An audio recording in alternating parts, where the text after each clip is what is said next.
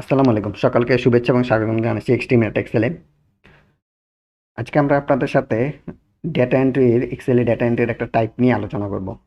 আমরা যখন এক্সেলে কোনো কিছু এন্ট্রি করি, নরমালি আমরা দেখা যায় যে এরকম একটা শীট তৈরি করি বা যেটাই হোক, আমরা আমাদের কোনো একটা ফরম্যাট দাঁড় করাই, সেই ফরম্যাট হচ্ছে আমরা ডেটা। যেমন এইখানে আমরা একটা ফরম্যাট তৈরি করেছি যে name, ID, class, section, age, subject দিয়ে। তো এইখানে আমরা হচ্ছে গিয়ে আমাদের স্টুডেন্টদের হচ্ছে গিয়ে ডেটাগুলো এখানে এন্ট্রি করবো। তো ডেটা এন্ট্রি করার জন্য আমরা নর্মালি কি করে যে হচ্ছে গিয়ে যেখানে আছে যেমন নেম, এখানে নেম দিলাম, আইডি দিলাম, এরপরে ক্লাস দিলাম, তারপর সেকশন দিয়ে দিলাম, এইজ দিয়ে দিলাম, সাবজেক্ট দিয়ে দিলাম।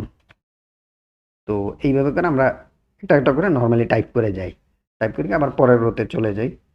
তো এইভাবে করে আমরা হচ্ছে গিয়ে এক্সেলে এন্ট্রি করে থাকি। তো এক্সেলে আপনি আরও একটা ভাবে এন্ট্রি করতে পারেন, যেটাতে হচ্ছে গিয়ে আপনার হচ্ছে গিয়ে আরও একটু আপনার জন্য স্মুথ হবে এবং ওই পদ্ধতিতে যদি ডেটা এন্ট্রি করতে যান তাহলে হচ্ছে গিয়ে খুব সহজেই করতে পারেন। অনেক সময় দেখা যায় যে আমরা যখন টাইপ করতে যাই ভুল করে হচ্ছে গিয়ে ডাউন অ্যারো বা লেফট অ্যারো হয়তো ক্লিক করে ফেলি, তখন হয়তো আমাদের এই কাজ করতে একটু সমস্যা হয় বা হয়তো একটু কাজে একটু ব্যাঘাত ঘটে যায়। তো এই কাজটাই আমরা আপনাদের দেখাবো যে এক্সেল হচ্ছে ডেটা এন্ট্রি যেভাবে করে সফটওয়্যারে আপনারা জানেন যে ডেটা এন্ট্রির জন্য বিভিন্ন ধরনের সফটওয়্যার আছে। তো এক্সেলও এরকম সফটওয়্যারে যেভাবে এন্ট্রি দেয়, একটা আলাদা হচ্ছে গিয়ে একটা ইন্টারফেসে আপনারা এইখানে আপনাদের দেখাবো যে আলাদা একটা ইন্টারফেস দিই এক্সেলে, কিন্তু এন্ট্রিটা হবে আপনার এক্সেল শিটে। তো এইটার জন্য যেটা করবেন যে নর্মালি দেখেন আমাদের কি কি ডেটা লাগবে, নাম লাগবে, আইডি লাগবে, ক্লাস, সেকশন, এইজ, সাবজেক্ট।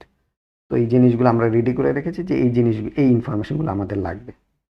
তো এটার জন্য আপনারা যেটা করবেন প্রথমে হচ্ছে আপনারা কিবোর্ডের অল্টার বাটন চেপে ধরবেন, অল্টার, এরপরে দিবেন হচ্ছে গিয়ে ডি, এরপরে দিবেন হচ্ছে ও, দেওয়ার পর আপনাকে একটা এরকম অপশন দিবে মাইক্রোসফট এক্সেল। এখানে আপনাকে দেওয়া আছে যে আপনাকে কি করতে হবে, জাস্ট আপনি এখানে হচ্ছে গিয়ে ওকে প্রেস করেন। ওকে প্রেস করলে দেখেন এই যে ডেটা এন্ট্রির একটা আলাদা একটা ইন্টারফেস চলে আসছে। এইখানে আপনাকে কি করতে বলতেছে সেটা একটু দেখেন। এইখানে দেখেন আমি ওখানে যা যা লিখেছিলাম, এই যে নেম, আইডি, এখানে ঠিক নেম, আইডি, ক্লাস, সেকশন, এই এখানে এগুলো সবগুলো দেখাচ্ছে আলাদা আলাদা ঘর আকারে। ঠিক তার পাশেই দেখেন আছে হচ্ছে গিয়ে নিউ রেকর্ড, বিভিন্ন অপশন দেওয়া আছে আপনার কি কি করতে পারবেন। তো এইখানে ধরেন এখন আমরা একটু আমাদের ডেটা এন্ট্রিগুলো দিই, নামগুলো দিতে থাকি, মানে আমার স্টুডেন্টের ইনফরমেশনগুলো দেয়।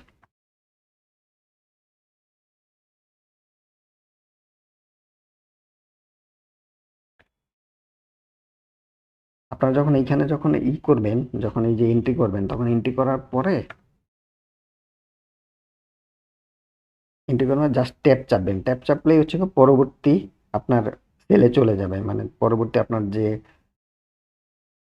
সেলটা আছে ওই সেলটাতে চলে যাবে। এখানে ক্লাস দিয়ে দিলাম, তারপরে সেকশন দিয়ে দিলাম, এইচ দিয়ে দিলাম, সাবজেক্ট দিয়ে দিলাম। দেওয়ার পরে এখন যেটা করবেন আপনি জাস্ট এন্টার প্রেস করেন। এন্টার প্রেস করলে দেখেন এই যে ডাটাগুলো আপনি যেগুলো এখানে ফিল আপ করলেন সেই ডাটাগুলো আপনার এখানে সেলে চলে আসছে। এখন আবার নতুন আরেকটা ডেটা এন্ট্রি করার জন্য আপনার জন্য অলরেডি এটা রেডি হয়ে গেছে। আপনি এখানে আবার আরেকজনের নাম দেন।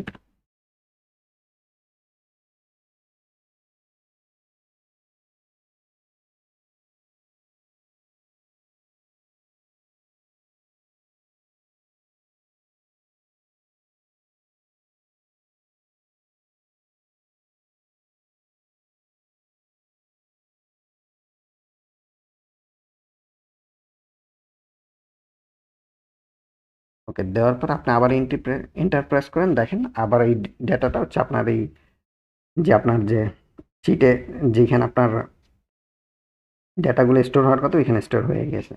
এখন হচ্ছে আপনি যদি চান যে না আমি আর কোনো ডেটা এখানে এন্ট্রি করতে চান, আপনি জাস্ট ক্লোজ করে দেন।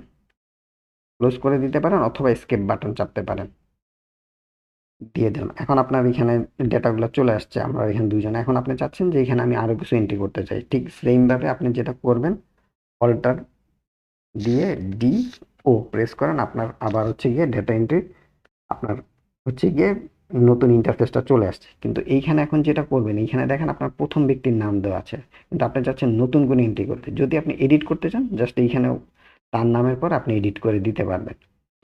কিন্তু যদি আপনি নতুনটা এন্ট্রি করতে চান তখন কি করবেন, যে আপনার এই যে দেখেন এক দুই দুই তিনে আছে, এবার হচ্ছে 4 নম্বর ঘরে আপনি যাচ্ছেন, তখন আপনি যেটা করবেন যে তখন হচ্ছে আপনি অল্টার চেপে ধরে ডাব্লিউ প্রেস করেন। দেখেন ডেটা এন্ট্রির আপনার যে ইন্টারফেসটা আছে এটা হচ্ছে পুরোটা ব্ল্যাঙ্ক হয়ে গেছে। এখন আপনি এইখানে যদি আবার নতুন করে এন্ট্রি করা শুরু করেন,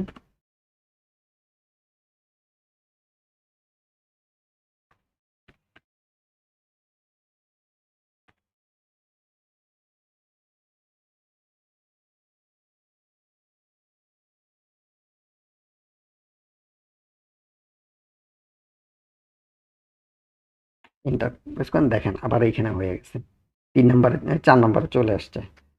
তো এইভাবে করে হচ্ছে কি আপনারা হচ্ছে গিয়ে এই যে এক্সেলে যদি কোনো ডেটা এন্ট্রি করতে চান, এইভাবে ডেটা এন্ট্রি ফর্ম তৈরি করলে খুব ইজিলি করতে পারেন। বিশেষ করে যারা হচ্ছে নতুন, ধরেন আপনি কাউকে দিয়ে কাজ করাচ্ছেন যে হচ্ছে এক্সেল খুব একটা ভালো বুঝে না, বা এক্সেলের এক সেল থেকে আরেক সেলে কিভাবে কাজ করতে হয় সমস্যা হয়, তাদেরকে ধরেন এইভাবে ডেটা এন্ট্রিতে যদি আপনি কাজ করতে দেন, আপনি খুব ইজিলি তাদেরকে কাজ করাতে পারবেন।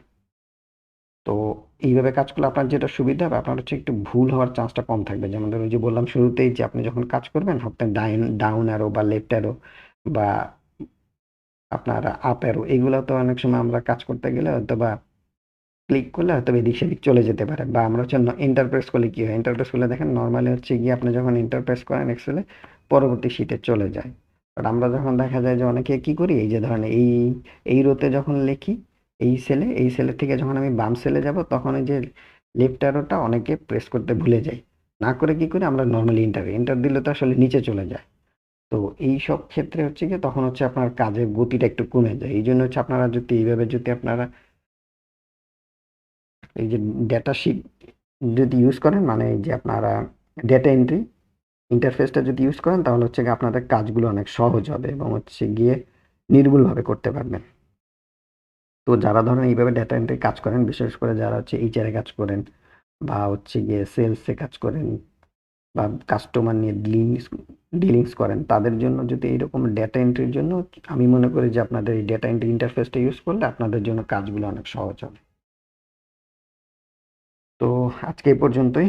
সকলকে সাথে থাকার জন্য অসংখ্য ধন্যবাদ।